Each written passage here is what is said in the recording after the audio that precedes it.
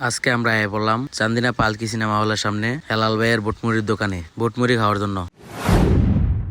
আসসালামু আলাইকুম বন্ধুরা, কেমন আছো সবাই? আশা করি ভালো আছো। ফ্যাক্টরিটা ফার্স্টটাই ছুটি দিয়া ব্যাগ বাড়ি আতো লইয়া আমরা সবাই মিলে যাইতেছি বুটমুড়ি খাইতাম। রাস্তা দিয়ে না গিয়া শর্টকাটের লেগে পাত্রি দিয়ে নামে এলাম। আসল কথা হলো এতলা মানুষের গাড়ি ভাড়াটা বাঁচাই এলাম। এটা হলো গরিবের ভারী রোড। 10-15 মিনিট আইটাই পড়লাম চান্দিনা পালকি সিনেমার সামনে হেলাল ভাইয়ের বুটমুড়ির দোয়ানো। ওই দোয়ানটা বুটমুড়ির লেগে বিখ্যাত। পুরো চান্দিনার থেকে মানুষ এনে খায়। আইয়া দিয়ে দোয়ানে কারণ নাই। মনে মনে কইলাম কপালটাই খারাপ, গরমের লেগে বেশি খাইতাম না। এইটা হইতেছে আমরা হেলাল ভাই, এবারে নিজের হাতে সব বানায়। বুট, পেঁয়াজু, আলু চপ আর সিক্রেট মশলা। আমরা অর্ডার দেওয়ানোর পরে আমরা লেগে সালাদ কাটতেছে। আরেকতে কাড়া আঙ্গুল লিয়ে আমরা লগে আই পড়ছে খাইতো। আইসে তো আইসে তে আবার কইতাছে আমার লোকমা দিয়ে খাওয়াই দাও লাগবো। যাই হোক কাড়াকুড়ি শেষ কইরা আমরা লেগে বুটমুড়ি একটা বলের ভিতরে লইতাছে। এই দোকানটা মূলত হেলাল ভাইয়ের বাপে চালাইতো আগে। যত সুনাম এবারের বাপেই কামাইছে। এখন এবারের বাপে মারা দেওয়ার পরে ব্যবসাটার হাল এবারে আর এবারের ছোট ভাই ধরছে। এবারের বাপে থাকতে যখনই আইতাম তখন দেখতাম মানুষের অনেক ভিড়। এখনো মাসাল্লাহ সন্ধ্যার সময় এই দোকানে অনেক মানুষের ভিড় থাকে। সন্ধ্যার পরে দেরি হইলে অনেকে আইয়া খালি হাতেও ফিরে যায়। যাই হোক আমাদেরটা রেডি হয়ে গেছে, সবকিছু দিয়ে টিয়া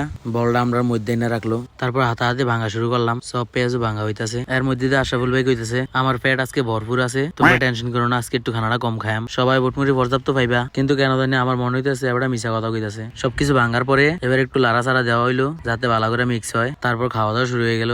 আর এদিক দিয়ে আর মানাইছে বল লইয়া কইতেছে আমার লোকমা দিয়ে খাওয়া লাগতো না, আমার এই বলে দিয়া দেন আমি খাই, আমি আপনারা লোক খাইলে ভাগে পাইতাম না। এরপরে তারা আলাদা দিয়ে আমরা খাওয়া শুরু করলাম।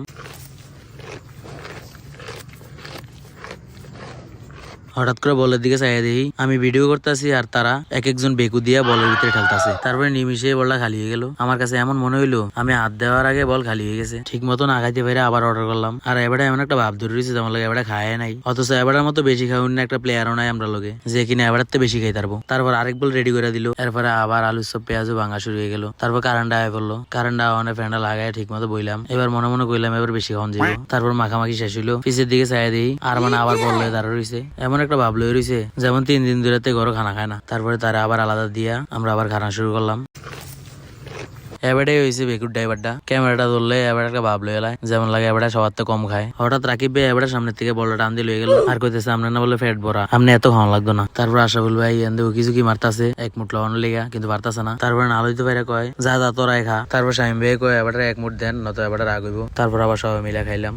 এদিকে আমরা সাথে সাথে আরমানের খানা শেষ। 2বার খাওয়ার পরও সবাই কইতেছে আবার লন, খারাপ না ভালো লাগতেছে। তারপরে আবার আরেক বল বুটমুড়ি দিল। এরপর 3বারের মতো খাওয়া দাওয়া শেষ করলাম। এরপর খাওয়া শেষে হাত ধুয়ে মুছে শেষ করলাম। ফ্রিজ থেকে একটা মজু নামানো হইলো। তারপর রাকিব ভাই সবার ভাগ করে দিল, আমারও দিল, আমিও খাইলাম। খাওয়া শেষে বিল পেমেন্ট করার লেগে আতিকরে পাঠাইলাম। তার ফাঁকে একটা কথা বলে দিই, যারা যারা স্পেশাল বুটমুড়ি খাইতে চাও তারা 4টা থেকে 6টার মধ্যেই যাইবা। 6টার পরে গেলে তুমি খালি হাতেও ফিরতে পারো। তারপর সিনেমা হলের সামনে দাঁড়ায় আশরাফুল ভাই সিনেমা হল নিয়ে অতীতের কিছু স্মৃতি আমরা লোকে শেয়ার করলো। তো বন্ধুরা আজকে এতটুকুই। সম্পূর্ণ ভিডিও দেখার জন্য ধন্যবাদ।